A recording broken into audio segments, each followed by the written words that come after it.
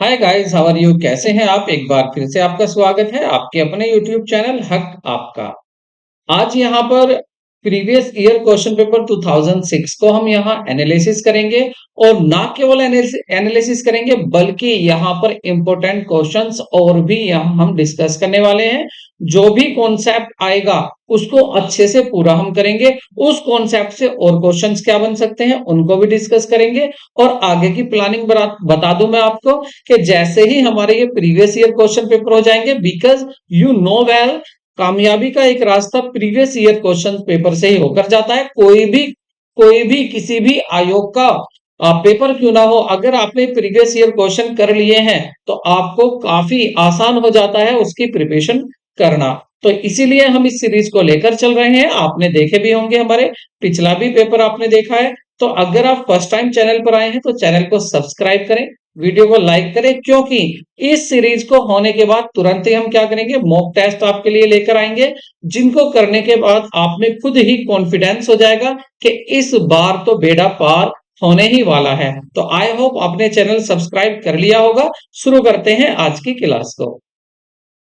तो first question है आज का। एक व्यक्ति, अगर बात करें, एक व्यक्ति जो एक आधार शर्त तथा एक अतिरिक्त शर्त को पूरा करता है वह होता है निवासी, होता है अनिवासी, होता है असाधारण निवासी, होता है या इनमें से कोई नहीं। तो देखिए यहाँ पर जो आयकर अधिनियम है आपका, उसकी धारा 6 और 6 एंड सब 6 एक ही बात करेंगे। तो यहाँ पर क्या कहा गया है, तो यहाँ कहा गया है कि जो एक एक व्यक्ति यदि निवासी की आधार शर्त जो एको और बैको पूरा करने के साथ साथ कहा गया है, इनको तो पूरा कर लेता है, इनमें से तो एक को पूरा कर लेता है, परंतु जो अतिरिक्त शर्तें हैं उनको पूरा नहीं करता है, तो वो क्या कहलाएगा, वो आपका असाधारण निवासी कहलाएगा।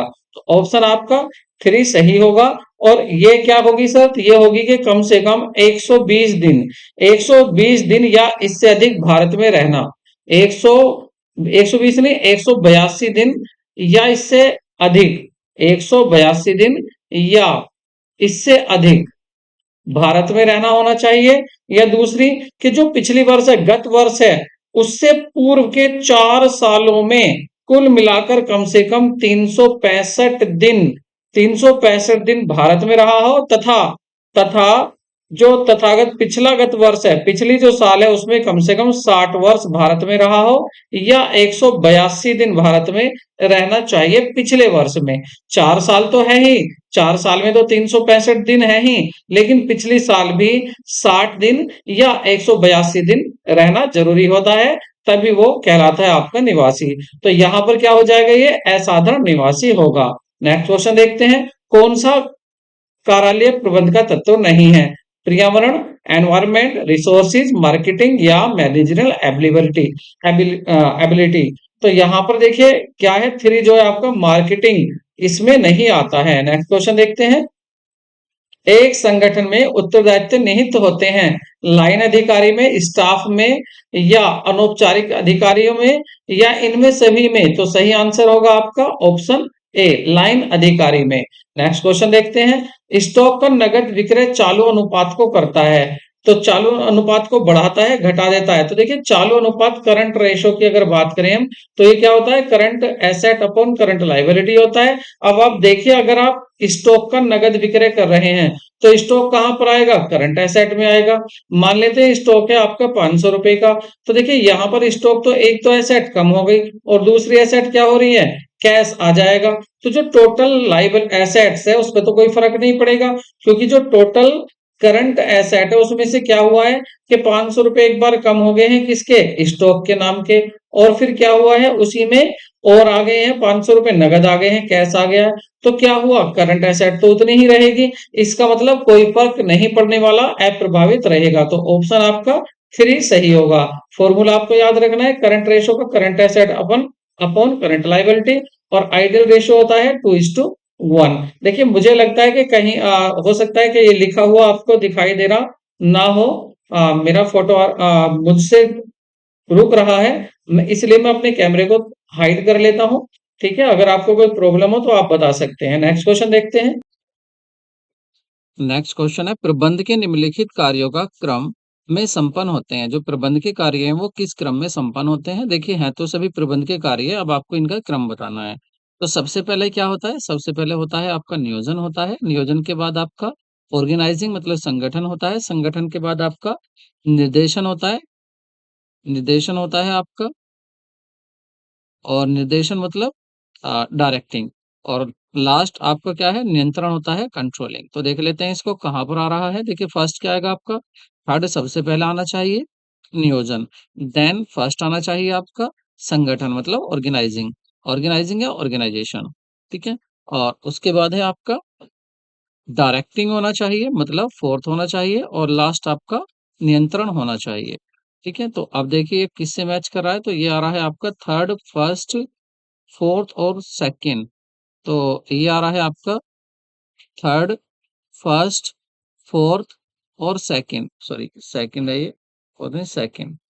तो सही आ जाएगा आपका ऑप्शन थ्री, ऑप्शन थ्री आपका करेक्ट आंसर होगा। नेक्स्ट क्वेश्चन देखते हैं। व्यावसायिक संगठन, व्यवसायिक संगठन का प्राचीन स्वरूप क्या है? देखिए, हैं तो सभी ये व्यापार, सबसे पूछा है कि सबसे प्राचीन जो स्वरूप है बिजनेस ऑर्गेनाइजेशन का, सिंपल क्वेश्चन है बिल्कुल, और 11th क्लास, 11th स्टैंडर्ड का क्वेश्चन है, 11th क्लास का में आता है बीएसटी में, ठीक है, बीएसटी से लिया गया है उससे। तो देखिए, पार्टनरशिप है, सोल प्रोप्राइटरशिप है, कंपनी होगा या कोऑपरेटिव एंटरप्राइजेज होगा। तो देखिए, सबसे पुराना जो होता है वो होता है आपका सोल प्रोप्राइटरशिप, एकल व्यापार जिसमें एक ही स्वामी होता है और इसकी लाइबिलिटी भी अनलिमिटेड होती है। नेक्स्ट क्वेश्चन देख लेते हैं।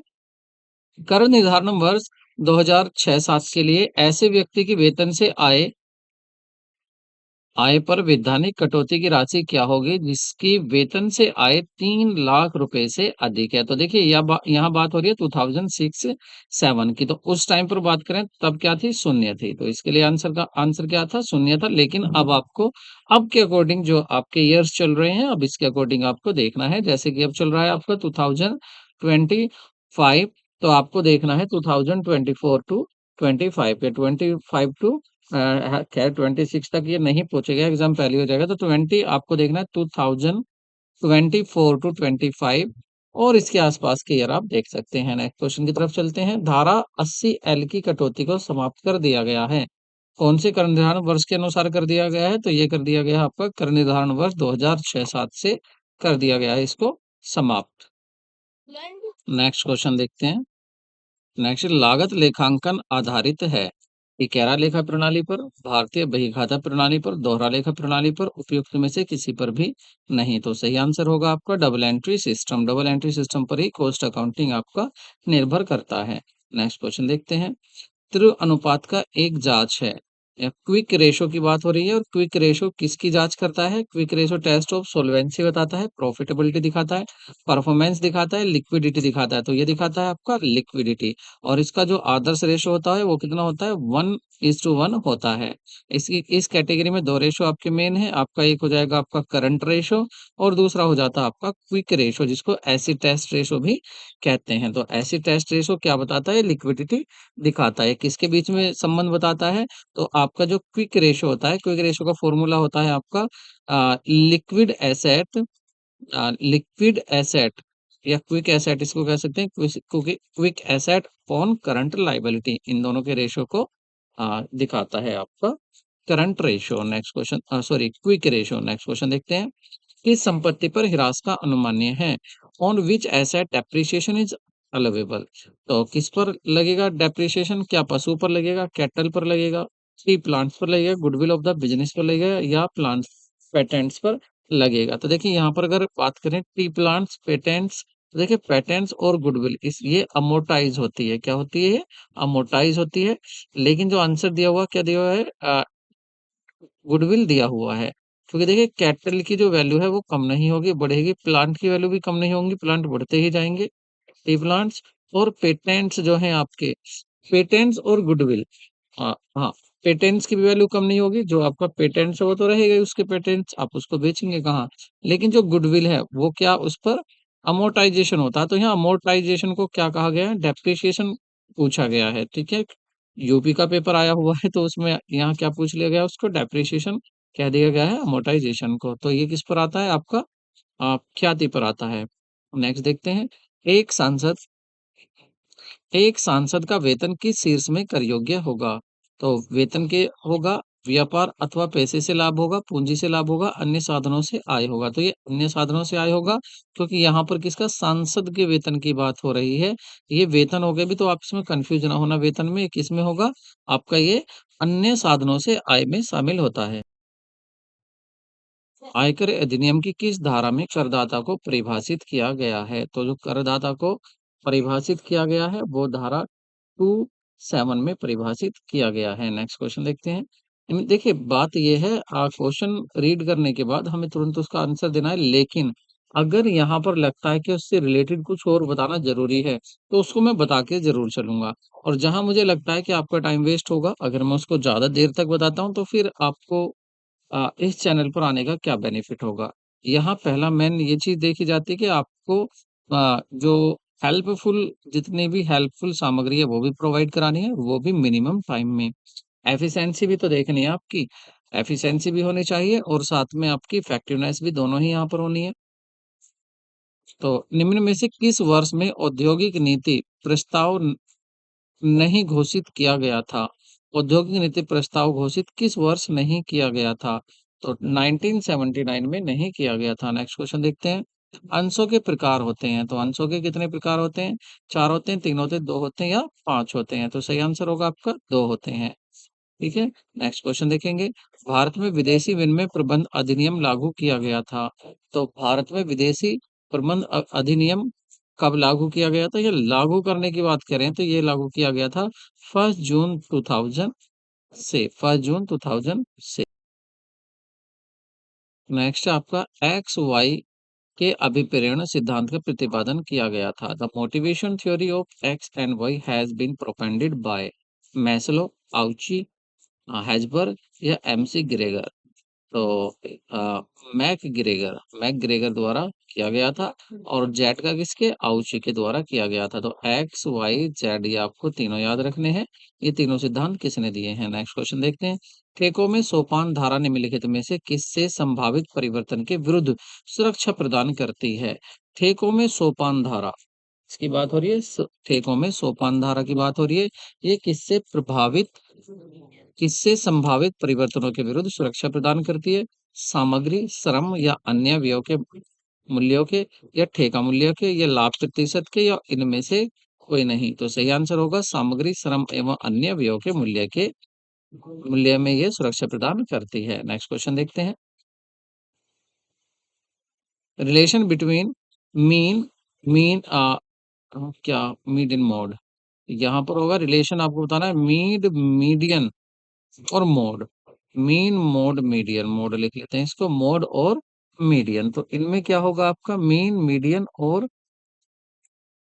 कौन सा संबंध सही हो सकता है? कौन सा संबंध सही हो सकता है? तो मीन बड़ा होता है मीडियन से और मीडियन बड़ा होता है किससे? मोड से। और यहाँ पर मीन, मैक्सिमम, देखिए हिंदी में यहाँ पर सही आ रहा है माध्य, माध्यिका और ब्यूनिस्ट। ब्यूनिस्ट मतलब मोड, जिसको जेड से भी हम लिखते हैं। तो देखिए क्या सही हो सकता है? तो देखिए सही हो सकता है माध्य बड़ा हो सकता है माध्यिका से, और ब्यूनिस्ट से बड़ा हो सकता है। नेक्स्ट क्वेश्चन देखते हैं। वैसे इसकी कंडीशन होती है अलग अलग कंडीशन, इसकी आप देख लेना एक बार। किस पत्रक को इस नाम से भी जाना जाता है? स्टोर पत्रक, क्रय पत्रक, स्टोर की पत्रक, स्टॉक पत्रक? यहाँ पर ये होगा बिन कार्ड, एज बिन कार्ड। इसको आप देख लेंगे क्या होगा, ये एज बिन कार्ड होगा। ठीक है। तो बिन कार्ड को और किस नाम से जाना जाता है? तो देखिए बिन कार्ड को जो जाना जाता है वो स्टोर कीपर कार्ड के नाम से जाना जाता है, या इनको लेजर भी कह दिया, स्टोर लेजर भी कह दिया जाता है। तो किस पत्र को बिन कार्ड, बिन बिन के नाम से जाना जाता है? नेक्स्ट क्वेश्चन देखते हैं। धारा 2000 205 टू ए के अनुसार एक कंपनी को कम से कम किस राशि को संचयों में हस्तांतरित करना अनिवार्य है यदि लाभांश की दर पूंजी के 20% से अधिक है? सही आंसर होगा आपका 2.5%। नेक्स्ट देखते हैं। समामेलन से पूर्व के लाभ की गणना करते समय संचालन व्ययों को विभाजित किया जाता है, आयगत, पूंजीगत या व्यक्तिगत? तो विभाजित किस आधार पर? आयगत तथा पूंजीगत व्ययों के आधार पर किया जाता है, समय अनुपात के आधार पर किया जाता है, बिक्री अनुपात के आधार पर किया जाता है, पूंजी अनुपात के आधार पर किया जाता है। तो सही आंसर होगा आपका, सही आंसर होगा आपका समय अनुपात के आधार पर किया जाता है, समय के आधार पर। तो इसको यहाँ से हटा देते हैं, अब ठीक होगा। ठीक है, नेक्स्ट क्वेश्चन देखते हैं। करदाता की कृषि, देखिए यहाँ पर आप देखेंगे कि टैक्स के काफी क्वेश्चन आ चुके हैं। आयकर से, आयकर के जितने भी हमारे क्वेश्चन होंगे, मैं इनको आपको सबको जल्दी ही पूरे करा दूंगा। जब मैं इसको आपको आयकर के कराऊंगा तो जितने भी क्वेश्चन हैं सभी को वहां पूरे कराएंगे। करदाता की कृषि आय उसकी गैर कृषि आय से तभी जोड़ी जाएगी जब करदाता की कुल आय 5,000 रुपए से अधिक अधिक अधिक हो, मतलब agriculture income of the tax payer exceed of 5,000। तो सही आंसर क्या होगा आपका? सही आंसर होगा आपका फोर्थ। नेक्स्ट क्वेश्चन देखते हैं। नेक्स्ट क्वेश्चन है,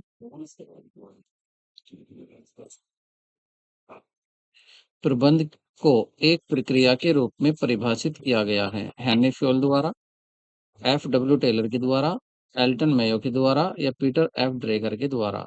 तो हेनरी फ्योल के द्वारा प्रबंध को एक प्रक्रिया के रूप में परिभाषित किया गया है। नेक्स्ट क्वेश्चन देखते हैं। दिवालिया वह व्यक्ति होता है जो अपने दैनिक खर्चों का भुगतान नहीं कर पाए, अपने करों का भुगतान नहीं कर पाए, ऋण लेकर भुगतान करने से इनकार कर दे, या अपने ऋणों के भुगतान न कर सके। तो न कर सके, जो कर ना सके, अपने ऋणों का भुगतान जो ना कर सके, cannot pay his debt. Next question देखते हैं।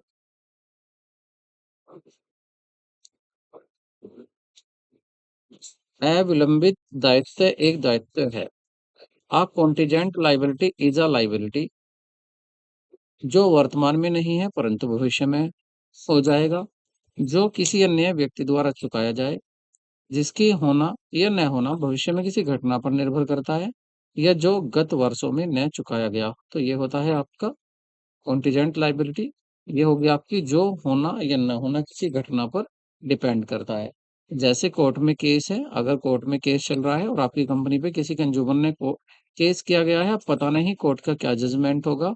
आप हार भी सकते हैं और आप जीत भी सकते हैं। अगर आप हार जाते हैं तो फिर भी ये नहीं पता कि आप पर जो फाइन लगेगा वो कितना लगेगा। तो ना ही ये पता कितना अमाउंट देना है, ना ही ये पता कि ये देना है या नहीं देना है।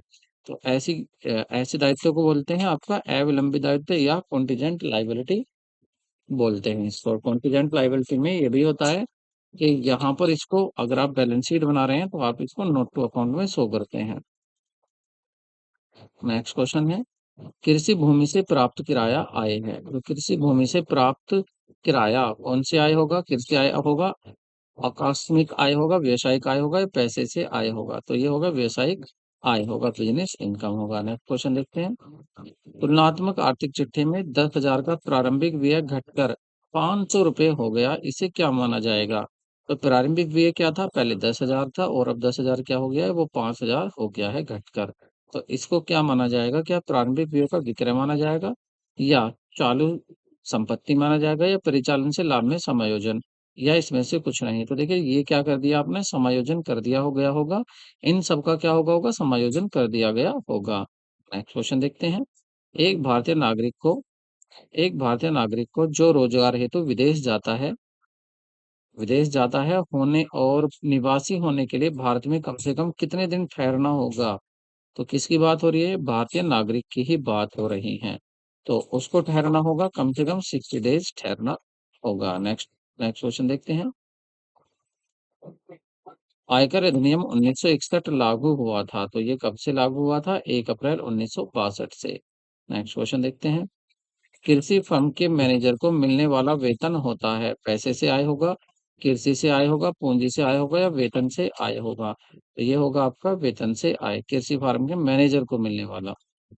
नेक्स्ट क्वेश्चन देखते हैं।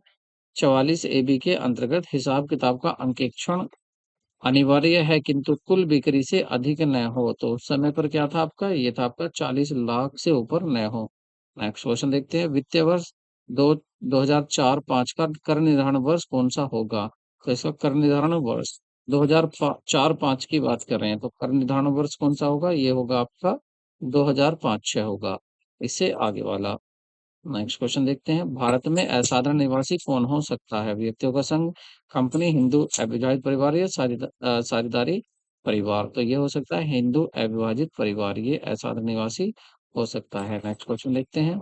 तृतीय चतुर्थक Q3 का मान बराबर होता है, तो किसके मान के बराबर होता है ये?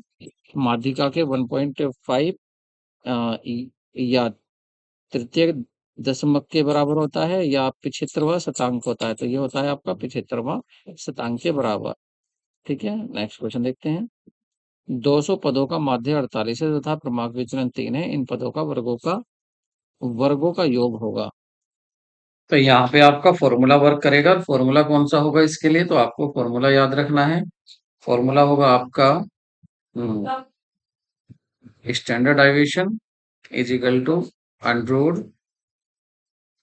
Sigma X square upon N minus sigma X upon N. ये क्या हो जाएगा आपका? समांतर माध्य है। तो इससे आपको आंसर आ जाएगा फाइनली, आंसर आपका होगा सेकंड। ठीक है, नेक्स्ट क्वेश्चन देखते हैं। भारतीय जनगणना 2001 के अनुसार भारत की जनसंख्या है। ये जनगणना 2000, तो ये थी आपकी 102 करोड़, लेकिन अब चेंज हो गई है। अब आपको याद करना है अब के अकॉर्डिंग। नेक्स्ट क्वेश्चन देखते हैं। तृप्ति के बिंदु पर सीमांत उपयोगिता होगी। At the point of satisfaction marginal utility will be. तो मार्जिनल यूटिलिटी क्या होती है? यहाँ पर मार्जिनल यूटिलिटी हो जाती है आपकी पॉजिटिव होगी, पॉजिटिव होगी। नेक्स्ट क्वेश्चन देखते हैं। प्रसिद्ध पुस्तक प्रबंध का दर्शन शास्त्र के लेखक हैं। तो प्रबंध का दर्शन शास्त्र के जो लेखक है वो है ओलिवर शेल्डन। नियोजन के कार्य से अलग करने का प्रस्ताव किसने दिया था? तो ये प्रस्ताव दिया था आपके एफ.डब्ल्यू. टेलर ने, नियोजन को कार्य से अलग करने का। देखिए, नियोजन और कार्य दोनों अलग अलग होने चाहिए। इन्होंने क्या किया था? इन्होंने अपना फैक्ट्री मैनेजमेंट दिया था, जिसमें इन्होंने कहा था कि प्लानिंग डिपार्टमेंट अलग होना चाहिए और आपका प्रोड्यूसिंग डिपार्टमेंट अलग होना चाहिए। सभी के इन्होंने अलग अलग बोर्ड हेड बनाए हुए थे। तो और इसको क्या बोला था? इन्होंने इन्होंने बोला था फैक्ट्री फोरमैनशिप। क्या नाम दिया था इसको? Factory foremanship. नेक्स्ट क्वेश्चन देखते हैं। प्रबंध का अर्थ है पूर्वानुमान तथा नियोजन, संगठन करना, आदेश देना, समन्वय करना, नियंत्रण करना। यह कथन किसके द्वारा दिया गया? तो ये कथन दिया गया था हेनरी फ्योल के द्वारा। नेक्स्ट क्वेश्चन देखते हैं। लाभांश तब देय होता है जब, लाभांश तब देय होता है जब यह संचालकों द्वारा संतुलित हो जाए, अंशधारियों द्वारा भागा जाए, अंशधारियों द्वारा vote upon the share holder, share holder द्वारा वोट किया जाए, या संचालकों द्वारा संतुष्टि हो जाए, अंशधारी द्वारा अनुमोदित हो जाए। तो सही आंसर हो गए प्रपोज्ड बाय डायरेक्टर, डायरेक्टर द्वारा प्रपोज्ड होना चाहिए और अप्रूव्ड होना चाहिए शेयर होल्डर से। अप्रूवल कौन देते हैं? शेयर होल्डर देते हैं। तो सही आंसर आपका 3 होगा। नेक्स्ट क्वेश्चन देखते हैं। पूंजी की कमी हेतु अनुगति आवश्यक होती है। Reduction of the capital require approval of, अनुमति, अनुमति, अनुमति की तो किसकी आप क्या करना है? पूंजी में कमी करनी है, तो वो कब कर सकते हैं आप? जब आप संचालक, संचालक को संचालन की संतुति लेनी पड़ेगी। ठीक है, डायरेक्टरेट की संतुति लेनी पड़ती है। Next question. लेखांकन क्रमांक 14 के अनुसार क्रय प्रतिफल भुगतान होता है जो निम्नलिखित में से किसे एक देय है? अंशधारी तथा ऋण पत्र अधिकारी को, ऋण पत्र अधिकारी अधिकारी और लेनदार को, अंशधारी तथा लेनदार को, या अंशधारी को। तो ये अंशधारी को होता है। नेक्स्ट क्वेश्चन देखते हैं। यदि लाभ बिक्री का 25% है तो लागत का प्रतिशत कितना होगा? तो लाभ यहाँ पर किसका दिया हुआ है? 25% दिया हुआ है। तो मैंने इसकी शॉर्ट ट्रिक आपको बताई थी। यहाँ पर जो आपको ग्रॉस प्रॉफिट गिवन है, वो ग्रॉस प्रॉफिट गिवन है आपका 25%। तो इसको अगर आप फ्रैक्शन में लिखेंगे तो क्या आ जाएगा? 1/4। और किसका? बिक्री का, ऑन सेल। और यहाँ पर पूछा है कि बताइए कि प्रतिशत किसका? लागत का कितना होगा? तो लागत का एक यहाँ पर कम हो जाता है नीचे, तो आप कम कर देंगे तो क्या हो जाएगा? 1/3। अब इसका प्रतिशत भी बताना, अब प्रतिशत में आंसर देना है तो 100 की मल्टीप्लाई कर लो। इसको डिवाइड करोगे तो क्या आ जाएगा? ये आ जाएगा आपका 33 एंड होल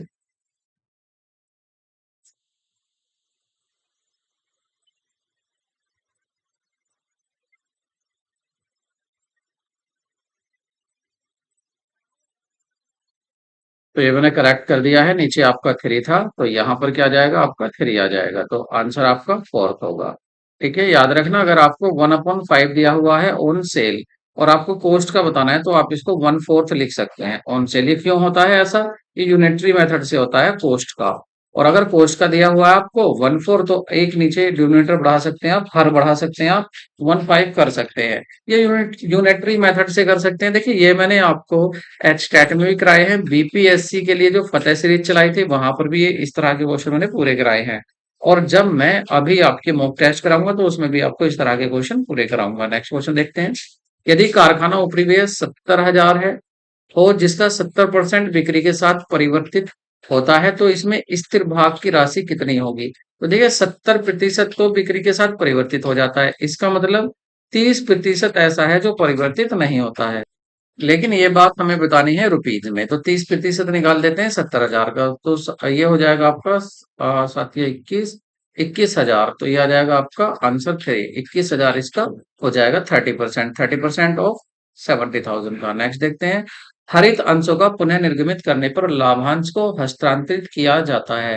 देखिए, आपने जो शेयर फॉरफिट किए हैं उनको आप रीइशू करते हो, तो रीइशू करने में जो आपने फॉरफिटेड अमाउंट था, जो आपने फॉरफिटेड या फॉरफीचर अकाउंट में आपने ट्रांसफर किया, पैसा रखा था, उसको री इशू होने के बाद कहां पर ट्रांसफर कर देते हैं? तो उसको ट्रांसफर कर देते हैं कैपिटल रिजर्व में, और एंट्री क्या बना देते हैं? शेयर फॉरफिटेड अकाउंट डेबिट हो जाता है। शेयर फॉरफिटेड अकाउंट डेबिट और to capital reserve account. Next question देखते हैं। एक नए प्लांट की स्थापना पर भुगतान भुगतान की गई मजदूरी को डेबिट करना चाहिए। नए प्लांट की बात हो रही है, मजदूरी खाता में, प्लांट खाता में, तो ये प्लांट खाते में होना चाहिए, क्योंकि देखिए ये मजदूरी नहीं देखेंगे आप इसको डायरेक्ट, इसको आप मानेंगे कि ये कैपिटल एक्सपेंडिचर है। कौन सा एक्सपेंडिचर? ये कैपिटल एक्सपेंडिचर है, क्योंकि अगर कोई मशीन हम लाते हैं, जब तक वो शुरू नहीं हो जाती, उसको लाने में, लगवाने में, उतरवाने में जो भी खर्चा होता है वो सब मशीन की कॉस्ट में इंक्लूड हो जाता है। तो नेक्स्ट क्वेश्चन देखते हैं यहाँ पर। अग्रिम प्राप्त आय होती है, एक संपत्ति होगी, आय होगी, दायित्व होगा, क्या होगा? देखिए, आपको एडवांस इनकम हो गई, मतलब आपने किसी से कहा कि मैं आपको माल बिकवा दूंगा, लेकिन आपने उसका माल तो बिकवाया नहीं, कमीशन पहले ही ले लिया, तो वो क्या हो जाएगी? वो हो जाएगी लाइबिलिटी। तो एक वो दायित्व हो जाएगा। नेक्स्ट क्वेश्चन देखते हैं। क्षतिपूरक अशुद्धियां मिलान को प्रभावित करती हैं, तलपट के, आर्थिक चिट्ठा के, लाभानी खाते के, इनमें से किसी को भी नहीं करती क्षतिपूर्ति। ऐसी कंपनसेटिंग एरर ऐसी एरर होती है जो एक एरर आने वाली नेक्स्ट एरर का प्रभाव को खत्म कर देती है, या आज जो एरर हुई है कल एक और एरर होगी, कल ऐसी एरर होगी जो इस एरर का भी प्रभाव को खत्म कर देगी। ये होती है आपकी कंपनसेटिंग एरर, तो ये कहीं प्रभाव नहीं डालती हैं। नेक्स्ट क्वेश्चन देखते हैं। प्रतिभूति प्रीमियम का प्रयोग किस कार्य के लिए नहीं किया जा सकता? ये पूछ रहे, नहीं किया जा सकता। सिक्योरिटी प्रीमियम रिजर्व, ये कंपनीज एक्ट सेक्शन 52 इसके बारे में बोलता है। तो वो क्या कहता है, आप कहाँ कहाँ कर सकते हैं? For bonus share to the member, अगर मेंबर को बोनस शेयर देने तो इसका यूज कर सकते हैं, कर सकते हैं। Writing of the preliminary expenses, शुरुआती खर्चे कंपनी के इससे किए जा सकते हैं पूरे। उसके बाद है writing of the deduction given on the issue of debenture, अगर आपने डिवेंचर इशू करने में कोई छूट वगैरह दी है उसको भी इसमें अप्लिखित कर सकते हैं। और साथ में क्या कर सकते हैं? बाय बैक भी कर सकते हैं। बाय बैक मतलब जो इन्होंने शेयर खरीदे थे, कंपनी अपने अपने डिवेंचर को या शेयर को खरीदने में भी वापस क्या कर सकती हो? इसको सिक्योरिटी प्रीमियम को यूज कर सकती है। और यहाँ पर है पेइंग डिविडेंड, डिविडेंड के रूप में नहीं, इसको डिविडेंड प्रॉफिट मानकर सदस्यों में नहीं बांटते, इसको सिक्योरिटी प्रीमियम को। नेक्स्ट क्वेश्चन देखते हैं, और ये इंपॉर्टेंट क्वेश्चन है, आप इसको जरूर याद कर ले, अक्सर पूछा जाता है ये। सतत सामग्री जांच निम्न में से किसका अंग है? वार्षिक सामग्री जांच का है, निरंतर सूची पद्धति का है, या आपकी अव्यय सह विश्लेषण का है, या वित्तीय आदेश मात्रा का है? तो यह है आपका निरंतर सूची पद्धति। वैसे भी सतत मतलब नियंत्रण कंटिन्यूस को ही करते हैं, परपेचुअल कंटिन्यूस को ही कहते हैं। नेक्स्ट क्वेश्चन देखते हैं। सामग्री आवर्त अनुपात किसके साथ संग्रहालय में उपलब्ध सामग्री की औसत मात्रा के अनुपात को दर्शाता है?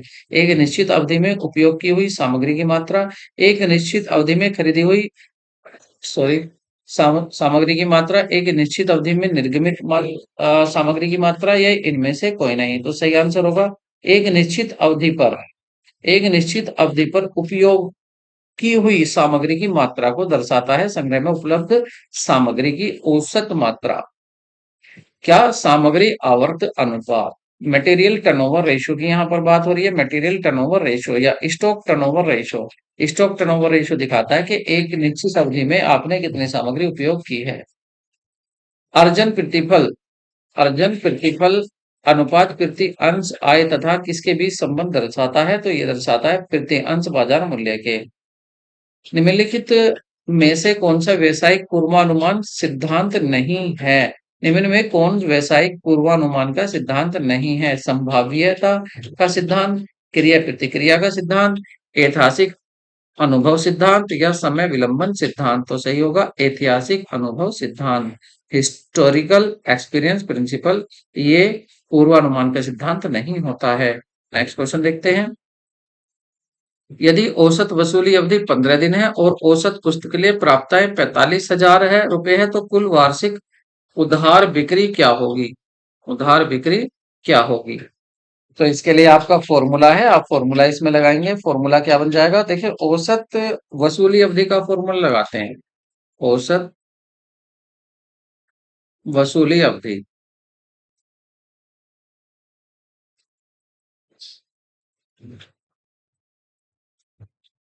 तो इसका फॉर्मूला क्या होता है, इसका फॉर्मूला होता है औसत प्राप्त औसत या एवरेज रिसीवेबल्स, औसत प्राप्तियां, औसत प्राप्तियां और अकाउंट में हो जाता है यहाँ आपका उधार विक्रय या उधार बिक्री, उधार बिक्री और इनटू 360। ठीक है, अब इसको लिख लेते हैं यहाँ पर। तो देखिए 15 दिन दी हुई है औसत वसूली अवधि और यहाँ पर जो प्राप्तियां दी हुई है कितनी दी हुई है, 45,000 दी हुई है। और यहाँ पर आपका उधार बिक्री एक्स मान लेते हैं, ये पूछिए, और इधर है आपका 360। सोल्व कर लेते हैं इसको। तो इसको सोल्व करके आपका एक्स की वैल्यू यहाँ पर क्या हो जाएगी, आ जाएगा एक्स इजकल टू एक्स यहाँ पर होगा 15 यहाँ आ जाएगा। तो ये आ जाएगा 45,000 अपॉन 15 और इंटू 360। ये 3 आ जाएगा और 3 की इसमें मल्टीप्लाई करेंगे तो ये आ जाएगा आपका 10,80,000। तो 10,80,000 आपका करेक्ट आंसर होगा, मतलब ऑप्शन ए। नेक्स्ट क्वेश्चन देखते हैं। स्थिर लागत 4 लाख, लाभ 2 लाख तथा लाभ मात्रा अनुपात 40% है, तो बिक्री की राशि क्या होगी। तो देखिए यहां से जो क्वेश्चन आता ही आता है, इस चैप्टर को आप अच्छे से कर लें। ठीक है, प्रॉफिट, ये जो है आपका लाभ मात्रा अनुपात, प्रॉफिट वॉल्यूम रेशो। और इसके लिए मैंने आपको एक पूरी मैनेजमेंट में पूरी आपको कराई हुई है, पूरा ये चैप्टर कराया हुआ है। तो यहाँ पर क्या होगा, ये देखिए ये हमारा फॉर्मूला यहाँ बन जाएगा। हमें देखना है आपका सेल, क्या देखना है, सेल। तो सेल इसकी बना लेते हैं। सेल इजिकल तो हो जाएगा आपकी fix cost plus profit, fix cost profit और upon profit volume ratio, profit volume ratio. तो ये हो जाएगा आपका सेल निकालने है यहाँ। फिक्स कॉस्ट क्या है, फिक्स कॉस्ट दी है आपकी 4 लाख रुपए प्लस 2 लाख है आपका प्रॉफिट अपॉन, अपॉन ये दिया आपका 40। ठीक है, तो ये दोनों कितना हो जाएंगे, 6 लाख हो जाएंगे। 6 लाख और नीचे 40, जीरो से जीरो कट हो जाएगी और 4 से डिवाइड कर लेते हैं आपके 60 को, तो ये हो जाएगा 30, 15। तो ये जाएगा आपका 15 लाख। तो ये था आपका 4 लाख, ये था 2 लाख, ये था 4 2 6, 6 लाख और 6 लाख जीरो से जीरो कट हो गई। यहाँ पर ये 60 था, तो 15,000 आएगा, यहाँ 15,000 आना चाहिए। अच्छा, इसमें यहाँ पर क्या था, ये फॉर्मूला रहेगा, ये परसेंट था तो इंटू 100, नीचे 100 भी है, यहाँ 40% है। तो इसकी वजह से क्या होगा, यहाँ से परसेंट हटने के बाद 100 की मल्टीप्लाई हो जाएगी। तो इसका मतलब प्यारा 15,000 डबल जीरो आकर क्या आ जाएगा आपका 15 लाख आ जाएगा। ठीक है, पहले क्या आ रहा था 15,000 और डबल जीरो आ जाएंगे तो 15 लाख पूरा हो जाएगा। ठीक है, ऑप्शन आपका 3 करेक्ट होगा। देखिए फॉर्मूला सही क्या था, यहाँ पर पीवी रेशो क्या है, परसेंट में दिया है 40%। तो जब आप इसको बिना परसेंट के लिखेंगे तो 40/100 करेंगे और 100 ऊपर चला जाएगा। नेक्स्ट क्वेश्चन देखते हैं। विक्रय में वितरण उपरिव्यय किस आधार पर अवशोषित किए जाते हैं? विक्रय लागत पर प्रतिशत के रूप में, कारखाना लागत पर प्रतिशत के रूप में, दर प्रति इकाई के रूप में, इनमें से कोई नहीं। तो सही आंसर होगा आपका दर प्रति इकाई के रूप में। रेट रेट नेक्स्ट क्वेश्चन देखते हैं। किसका निर्धारण करते समय सामग्री उपयोग की दर सर्वाधिक महत्वपूर्ण कारक होती है? अधिकतम सीमा की, न्यूनतम सीमा की, पुनः आदेश स्तर की, या इनमें से सभी की? तो आप कुछ भी करें, अधिकतम सीमा देखें, न्यूनतम सीमा देखें, पुनः आदेश स्तर देखें, सभी में जरूरत होती है आपकी आ, समय सामग्री उपयोग की दर की। नेक्स्ट क्वेश्चन देखते हैं। लागत योग ठेका ठेके सामान्यतः उन दशाओं में लागू होते हैं, उन दशाओं में सामान्यतः उन दशाओं में लागू होते हैं जहां लागत का अनुमान सरलता से किया जा सकता है, या ठेकेदार लाभ की एक निश्चित राशि अर्जित करना चाहता है, या अग्रिम में शुद्ध लाभ की गणना संभव नहीं हो, या इनमें से कोई नहीं। सही आंसर होगा जहां पर अग्रिम में शुद्ध लाभ की गणना संभव नहीं होती है। नेक्स्ट क्वेश्चन देखते हैं। सांख्यिकी पूर्वानुमान किया जाता है बिना किसी मान्यता के, इस मान्यता पर कि अन्य बातें समान रहें, या इस मान्यता पर कि भूतकाल में जो हुआ वही भविष्य में भी होगा, या इनमें से कोई नहीं। तो सही है, ये माना जाता है कि जो भूतकाल में हुआ था वो भविष्य में भी होगा। नेक्स्ट क्वेश्चन देखते हैं। निम्नलिखित में निम्न में कौन निर्धारित करता है कि क्या करना है? नीतियां, व्यूह रचना, कार्यविधि, उद्देश्य। तो क्या करना है? पॉलिसी बताती है, स्ट्रेटेजी बताती है, प्रोसीजर बताता है, या ऑब्जेक्टिव बताता है? ये बताता है ऑब्जेक्टिव। उद्देश्य क्या है आपका, आपको करना क्या है? नेक्स्ट, निम्नलिखित में से कौन सा एक व्यवसायिक संगठन का सिद्धांत नहीं है? उद्देश्य का सिद्धांत, दक्षता का सिद्धांत, प्रिंसिपल ऑफ ऑब्जेक्टिविटी, एफिशिएंसी, या principle of division of labour, या प्रिंसिपल ऑफ प्रॉफिट। तो देखिए प्रॉफिट, प्रिंसिपल ऑफ प्रॉफिट, लाभ का सिद्धांत कोई व्यवसायिक संगठन का सिद्धांत नहीं होता है। नेक्स्ट क्वेश्चन देखते हैं। निम्नलिखित में से कौन सा सूत्र सही नहीं है?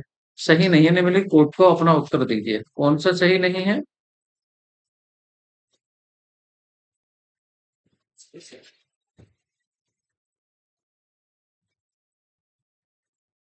तो देखिए सेकंड आंसर यहाँ पर होगा। देखिए ये दोनों ही सही नहीं है, 3 और 4।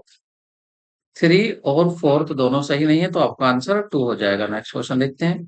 केंद्रीय आर्थिक समस्याओं की जननी है, केंद्रीय आर्थिक समस्याओं की जननी है। The root causes of central economic problem is unlimited bonds, alternative causes of resources, scarcity, या नन ऑफ दिस। तो ये होगा यहाँ पर आपका ऑल्टरनेटिव यूजेज ऑफ रिसोर्सेज। तो ये समस्याओं की जननी है, या स्केर्सिटी होना चाहिए। ऑल्टरनेटिव यूज ऑफ रिसोर्सेज, ठीक है, रिसोर्सेज के ऑल्टरनेटिव यूज होते हैं, और स्केर्सिटी मेन तो वैसे स्केर्सिटी होगा। चलो आंसर तो उन्होंने क्या दिया था, सेकंड ही दिया था। नेक्स्ट क्वेश्चन देखते हैं। प्रबंध का आशय निर्णय से है, नहीं इसका यही सही होगा, ठीक है, ऑल्टरनेटिव यूज ऑफ रिसोर्सेज। प्रबंध का आशय निर्णय से है, किसने कहा था? Who said management means decision making. तो ये कहा था आपका जॉर्ज आर टेरी ने, जॉर्ज आर टेरी ने कहा था। Next question. ह्रास के अंतर्गत हिसाब में लाई जाती है संपत्ति के मूल्य में होने वाली कमी, संपत्ति की उपयोगिता में होने वाली कमी, संपत्ति के अप्रचलन होने में कमी, संपत्ति की टूट फूट से होने वाली कमी। देख यहाँ पर हो जाएगा आपका संपत्ति के उपयोगिता में होने वाली कमी। देखिए मैंने सेपरेट वीडियो बनाई हुई है एच टेट की, यदि आप क्लास देखेंगे तो एच टेट की आप प्ले लिस्ट देख सकते हैं। एच टेट में चैप्टर वाइज बिल्कुल आपके बीएसटी के क्वेश्चन कराए गए हैं, चैप्टर वाइज, एक चैप्टर से क्या क्या क्वेश्चन बन सकते हैं, टोटल वहां पर सब कराए गए हैं। अगर आप और भी अपनी तैयारी को अच्छी करना चाहते हैं तो आप चैप्टर वाइज भी वहां तैयारी कर सकते हैं।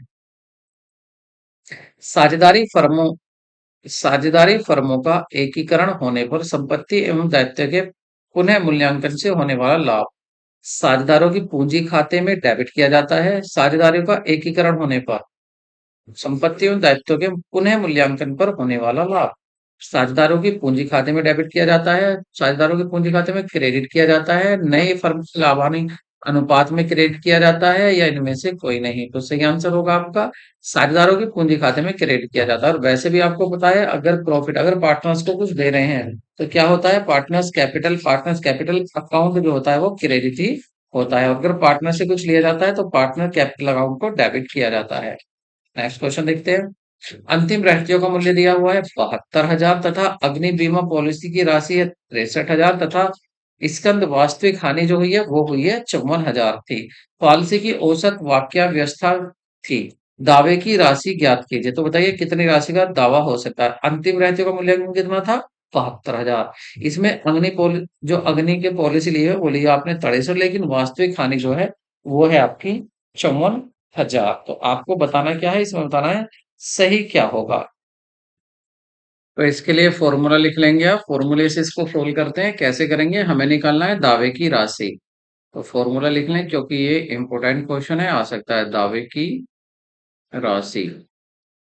ऐसे क्वेश्चन अक्सर पूछ लिए जाते हैं। तो दावे की राशि को क्या करेंगे आप? दावे की राशि में देखेंगे वास्तविक हानि, वास्तविक वास्तविक हानि इनटू वास्तविक हानि इनटू यहाँ पर आप लिखेंगे कि पॉलिसी राशि, अग्नि बीमा जो पॉलिसी है वो कितने की है। बीमा पॉलिसी जो इंश्योर्ड अमाउंट है वो लिखेंगे। तो आपने इंश्योर्ड कितने का कराया है? इंश्योर्ड मतलब बीमा पॉलिसी कितने की ली हुई है, बीमा पॉलिसी कितने की ली हुई है, और अपॉन टोटल वैल्यू, और कुल क्या हो जाएगा?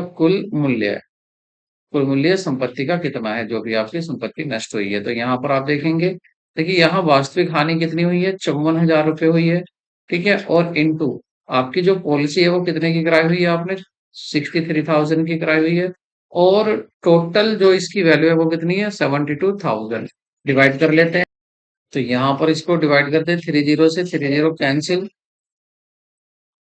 और 18 से डिवाइड कर लेते हैं। 18 फोर जा और 18 थ्री जा, इसको डिवाइड कर लेते हैं। अब आया आपका 4, तो 4 से इसको डिवाइड कर लेंगे। तो इसका फाइनली आंसर आपका आ जाएगा 47,250, मतलब आंसर 4 सही होगा।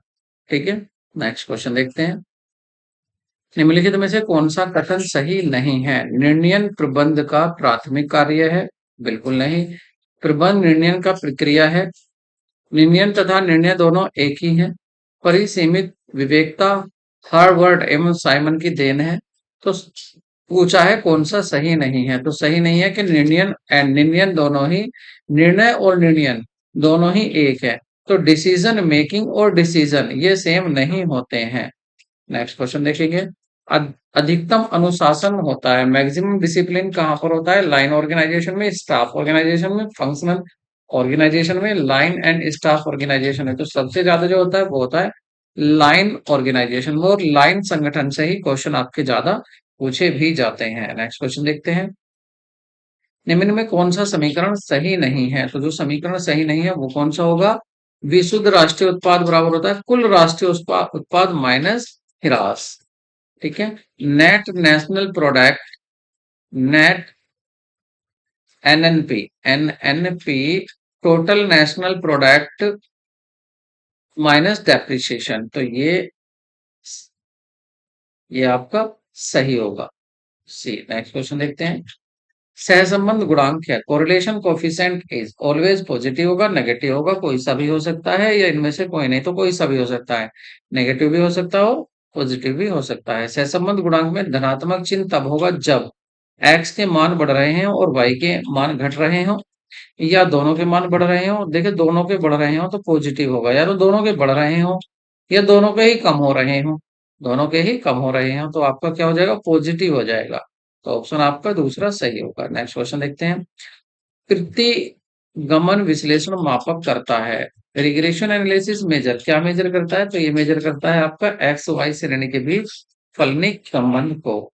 नेक्स्ट देखते हैं। प्रतिगमन रेखाएं एक दूसरे को काटती हैं, कहां पर काटती हैं? ये तो ये काटती हैं आपके एक्स और वाई के मध्य बिंदु पर। नेक्स्ट देखते हैं। वस्तुनिष्ठ विचारों के उत्पन्न करने वाले सबसे महत्वपूर्ण कारक कारक जो सबसे महत्वपूर्ण कारक है वो मौसम और सामाजिक रीति रिवाज। नेक्स्ट देखते हैं। कला उत्क्रमण परीक्षण के संतुष्ट संबंध होती है जब, कब हो सकता है? जब आपका P01 into P10 is equal to 1 होना चाहिए। पहले भी ये क्वेश्चन पूछा जा चुका है। नेक्स्ट, निम्नलिखित में से कौन सा भारत सरकार की आय का सबसे बड़ा स्रोत है? तो सबसे बड़ा स्रोत है वो है आपका प्रत्यक्ष कर, डायरेक्ट टैक्स। नेक्स्ट क्वेश्चन देखते हैं। वित्तीय योजन किया जाता है, डेलीगेशन इज डन फॉर। तो डेलीगेशन कब किया जाता है? फंक्शनल टास्क पर। Next question.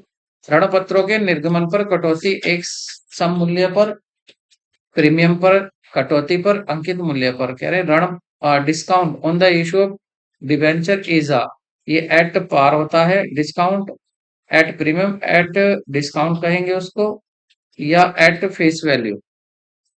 देखिए ये थोड़े से ऑप्शन यहाँ पर गलत दिए हुए हैं, ऑप्शन ये सही नहीं है, क्योंकि ये पूछा है जो ऋण पत्रों पर निगमित कटौती होती है वो कटौती क्या होती है।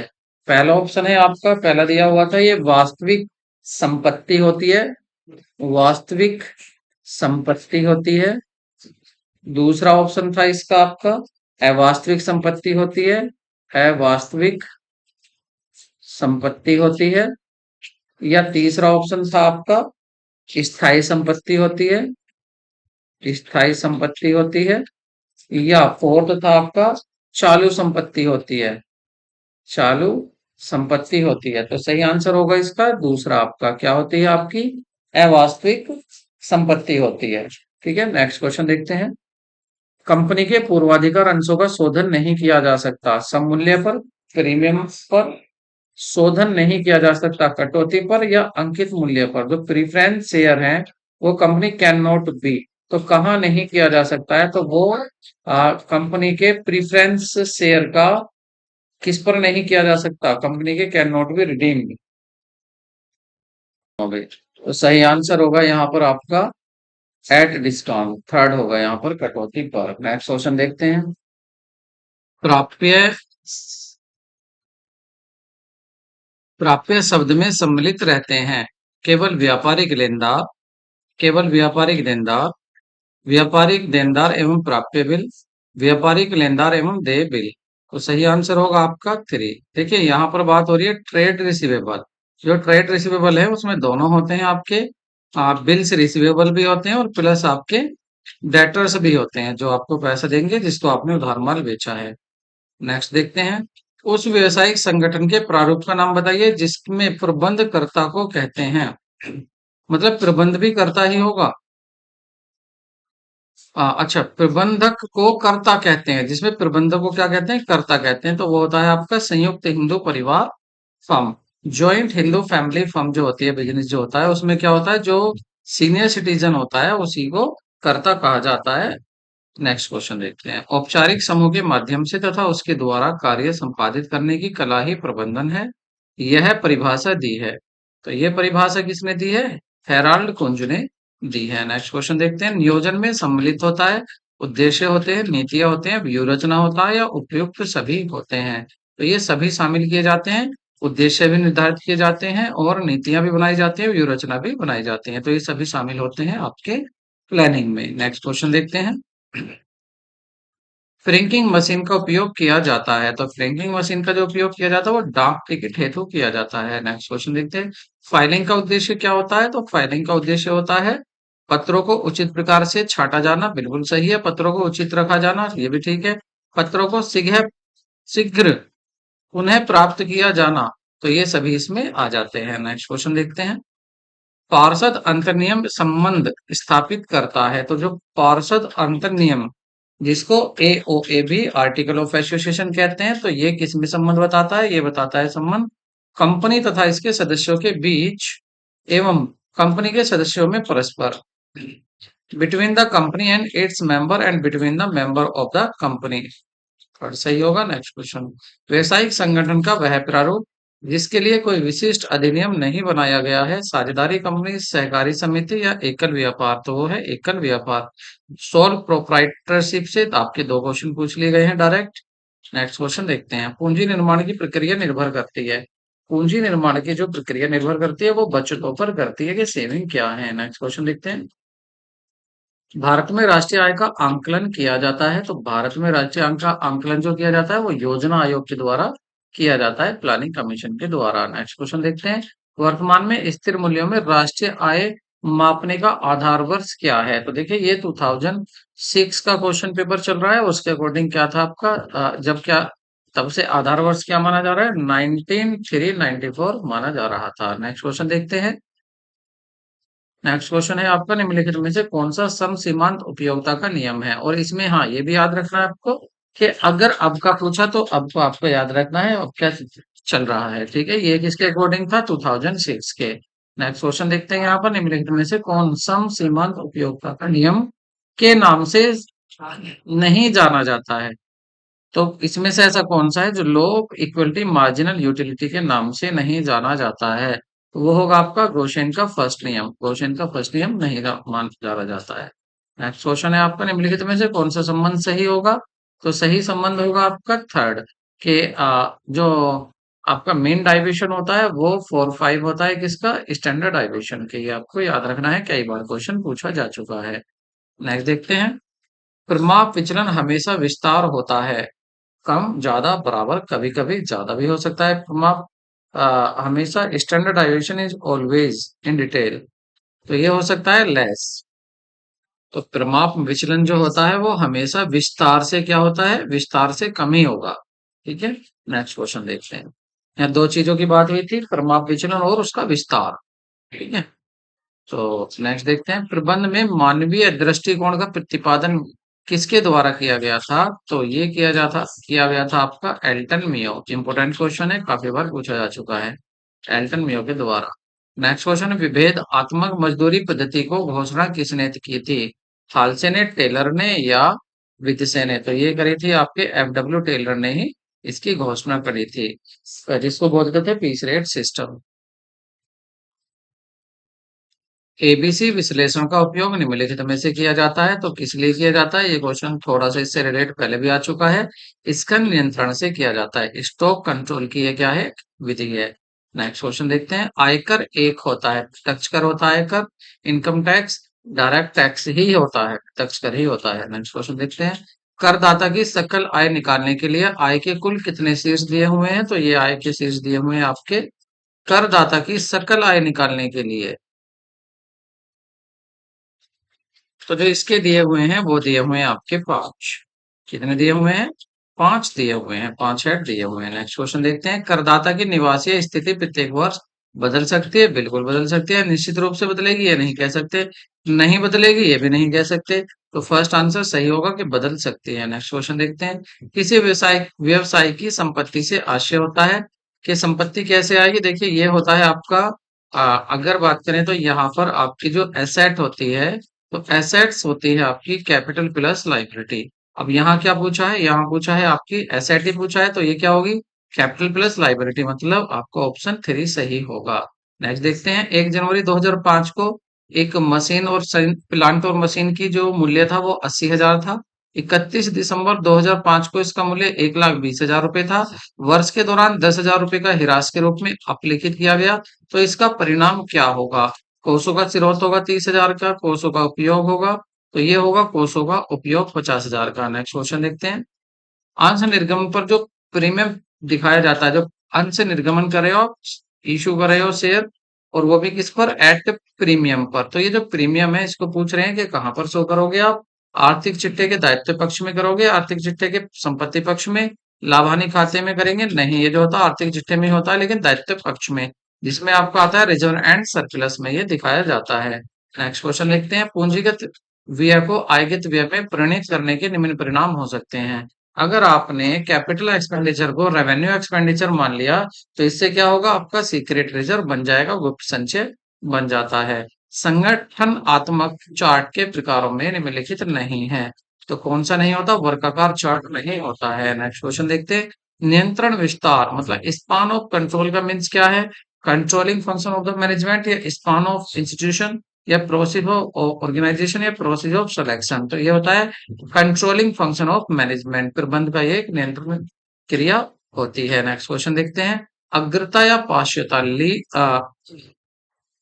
Forward and backward method is related to, तो ये किससे होता है? ये होता है फोरकास्टिंग टेक्निक से, पूर्वानुमान टेक्निक से पूर्वानुमान तब किया जाता है।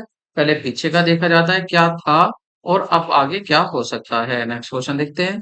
सोपान श्रृंखला स्केलर चेन सिद्धांत किसने दिया था? तो ये दिया था आपके हेनरी फ्योल ने। स्केलर चेन इन्होंने बताया था इसमें कि आप यदि ए बी सी डी और ई एफ जी, तो ये इन्होंने बताया था कि कम्युनिकेशन का आधार ये होना चाहिए कि अगर बी एफ से बात करना चाहता है तो उसको कम्युनिकेशन पहले मैसेज कहाँ देना पड़ेगा? सी को, सी फिर देगा डी को, डी देगा ई को, ई से पहुंचेगा एफ पर। लेकिन इन्होंने कहा था कि इमरजेंसी में आप एक सीधा शॉर्टकट वे भी यूज कर सकते हो, जिसको इन्होंने गैंग प्लैंक कहा था। तो हेनरी फ्यूल ने कहा दिया था ये आपका श्रृंखला सोपान। नेक्स्ट क्वेश्चन देखते हैं। असीमित दायित्व संबंधित होते हैं, अनलिमिटेड लाइबिलिटीज रिलेटेड किससे होती है? अनलिमिटेड लाइबिलिटी तो ये होती है आपकी सोल प्रोप्राइटरशिप से। 3 क्वेश्चन हो गए हैं इससे, सोल प्रोप्राइटरशिप से। नेक्स्ट क्वेश्चन देखते हैं, निम्नलिखित में से कौन सा समीकरण सही है? तो देखिए ये सही जो होगा वो है आपका कीमत प्रभाव बराबर होता है आय प्रभाव प्लस प्रतिस्थापन प्रभाव। नेक्स्ट क्वेश्चन देखते हैं। आधुनिक विचारधारा के अनुसार उत्पत्ति ह्रास नियम लागू होता है कृषि क्षेत्र में, उद्योग क्षेत्र में, नौकरी में, उत्पादन के सभी क्षेत्रों में। तो सही आंसर होगा आपका उद्योग क्षेत्र में। परिवर्तनशील अनुपातों के नियम की आवश्यकताएं अवस्थाएं हैं, तो ये होती है अवस्थाएं 3 होती हैं। नेक्स्ट क्वेश्चन देखते हैं। 2 3 4 3 1 का भूनिष्ठ बताना है आपको। क्या बताना है इसका? आपको बताना है इसका मतलब मोड क्या होगा। तो देखिए दो यहाँ पर 2 बार आया है, मतलब जो ज्यादा बार आता है जिसकी फ्रीक्वेंसी ज्यादा होती है वही क्या होता है? भूनिष्ठ होता है। तो आंसर यहाँ पर पहला होगा, मतलब 2। नेक्स्ट क्वेश्चन देखते हैं। निम्नलिखित में से किसके द्वारा कार्यशील पूंजी में वृद्धि नहीं होती है? तो कार्यशील पूंजी में वृद्धि, देख कार्यशील पूंजी क्या होती है? वर्किंग कैपिटल बराबर होती है current asset minus current liability. तो यहाँ पर पूछ रहा है, तो बताइए इसमें वर्किंग कैपिटल में किसके द्वारा वृद्धि नहीं होगी? तो सही आंसर होगा आपका चल संपत्ति में कमी होने पर, decrease in the current asset. Next question देखते हैं। निम्नलिखित में से कौन सा खाता प्रारंभिक शेष से आरंभ होता है? मतलब कौन से खाते का यहाँ पर ओपनिंग बैलेंस होता है? तो ये होता है प्राप्ति एवं भुगतान खाते का, रिसीट एंड पेमेंट अकाउंट्स का। क्योंकि इनकम एक्सपेंडिचर तो क्या होता है? ये प्रॉफिट एंड लॉस अकाउंट की तरह होता है। देखिए ये दोनों तो नॉट फॉर प्रॉफिट ऑर्गेनाइजेशन के लिए होते हैं, और ये होता है आपका प्रॉफिट ऑर्गेनाइजेशन के लिए होता है, और ये होता है आपका पार्टनरशिप में बनाया जाता है। तो यहाँ पर बात हो रही है रिसीट एंड पेमेंट की। आंसर आपका सेकंड सही होगा। नेक्स्ट क्वेश्चन देखते हैं। बेचे गए सामान की लागत 1,20,000 रुपए है, सकल हानि हो गई है यहाँ पर 25%, तो विक्रय की राशि क्या होगी? अब सकल हानि जो हुई है वो मान लेते हैं एक्स रुपए का था, जो आपने कॉस्ट है वो एक्स रुपए की थी। अच्छा यहाँ बेचे गए की लागत दी हुई है 1,20,000 दे रखी है, तो 1,20,000 पर 1,20,000 पर 25% क्या हो गया है? 25% हो गया है यहाँ पर हानि हो गई है, तो इसका 25% निकाल लीजिए।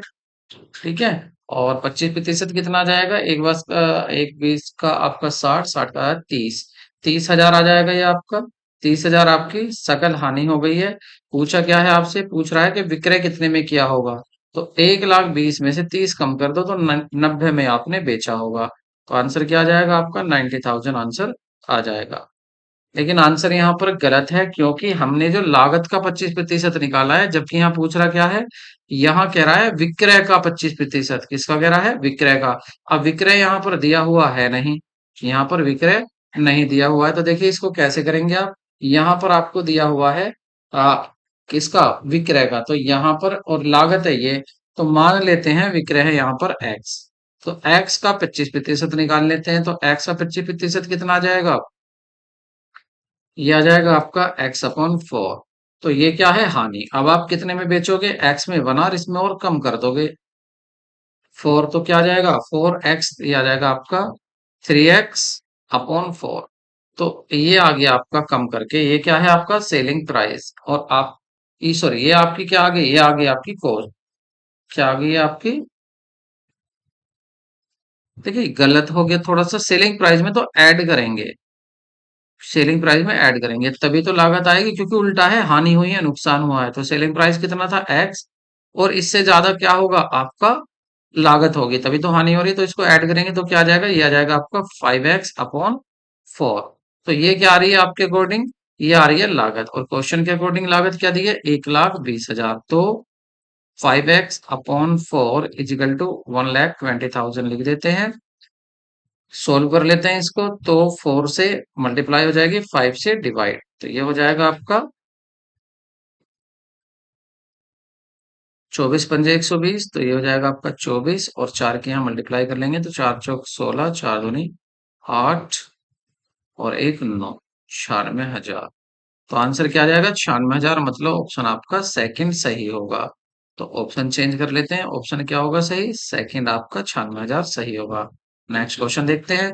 न्यूनतम अंश आवेदन राशि होती है, तो न्यूनतम आवेदन अंश राशि होती है अंकित मूल्य का 5% होती है। देखिए यहाँ ये नहीं दिया हुआ सेबी के अकॉर्डिंग है या आपका कंपनी लॉ के, तो यहाँ पर क्या होगा? सिंपल 5% होगा।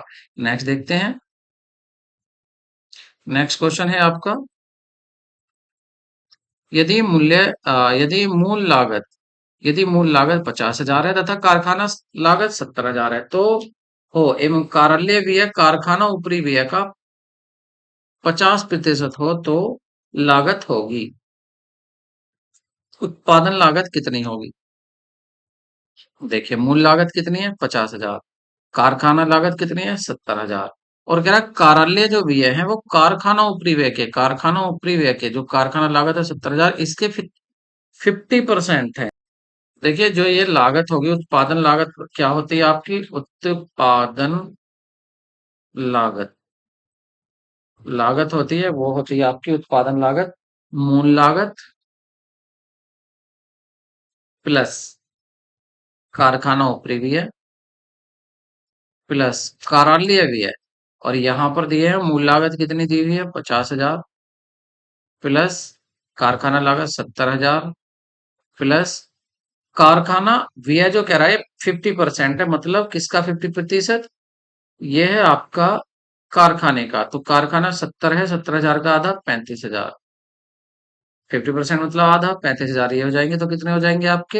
ये हो जाएंगे आपके 20 और 155, तो ये हो जाएगा 1,55,000। तो आंसर क्या हो जाएगा? पहला ही आपका यहाँ करेक्ट होगा। नेक्स्ट क्वेश्चन देखते हैं। सुरक्षा सीमा को बढ़ाया जा सकता है, तो कैसे बढ़ाया जा सकता है? लागत में कमी करके, हाँ जी। विक्रय मूल्य बढ़ाकर, हाँ। परिवर्तनशील लागत कम करके, हाँ। तो इसका मतलब आंसर सभी होगा। फोर्थ आंसर करेक्ट होगा। नेक्स्ट, एक मैनेजर का कमीशन की गणना के करने के बाद लाभ जो है 5% कमीशन का भुगतान किया जाता है। फर्म का जो लाभ है वो 40,000 था तथा विक्रय व्यय 29,500 रुपए है, तो कमीशन कितना होगा? विक्रय व्यय भी है अभी 40,000 में।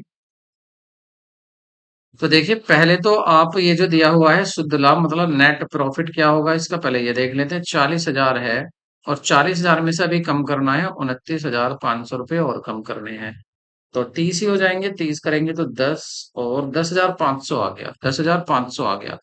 अब कमीशन के लिए कह रहा है कि कमीशन देना है 5%, लेकिन 5% तब देना है इसका कमीशन करने के बाद। अब कमीशन तो अभी पता ही नहीं है, तो ऐसे में क्या फॉर्मूला यूज करते हैं? जो प्रॉफिट दिया हुआ है उसका 5% और नीचे क्या लिखेंगे? 100+5, 105। ये कट हो जाएगा सीधा सीधा और ये आ जाएगा आपका 500 रुपए। तो आंसर क्या सही होगा? आपका थर्ड ऑप्शन करेक्ट होगा। इसके जैसे क्वेश्चन मैंने काफी कराए हैं। साझेदारों के उनके द्वारा फर्म को दिए गए ऋण पर ब्याज दिया जाता है, तो देखिए ब्याज दिया जाता है साझेदारों द्वारा फर्म को दिए गए ऋण पर ब्याज दिया जाता है, तो देखिए ब्याज कितना दिया जाता है? अगर कुछ नहीं कहा जाता है तो 6% पर एनम दिया जाता है। और अगर जो भी साझेदार ने तय किया था, एग्रीमेंट हुआ था, उसी रेट से देंगे, लेकिन यहाँ कुछ ऐसा नहीं किया गया तो क्या लोगे आप? 6% ही लोगे। नेक्स्ट क्वेश्चन देखते हैं। औसत लाभ 2,000, सामान्य लाभ 5,000, ख्याति का मूल्य अधिलाभ के 4 वर्ष के किराए के मूल्य पर करना है, मतलब सुपर प्रॉफिट मेथड से ये पूछ रहे हैं। Goodwill be valued at 3 year purchase of super profit, तो यहाँ पर नॉर्मल प्रॉफिट एवरेज प्रॉफिट दिया हुआ है, तो सुपर प्रॉफिट कितना आ जाएगा? 3,000, क्योंकि सुपर प्रॉफिट क्या होता है? सुपर प्रॉफिट होता है normal profit minus average profit. तो 3,000 रुपए दिया हुआ है और 3 ईयर का परचेज कह रहा है, तो इसमें 3 ईयर का परचेज कह रहा है, तो क्या हो जाएगा ये आपका? आंसर ही गलत दिया हुआ, तो ये आ जाएगा आपका 9,000, आपका करेक्ट होगा।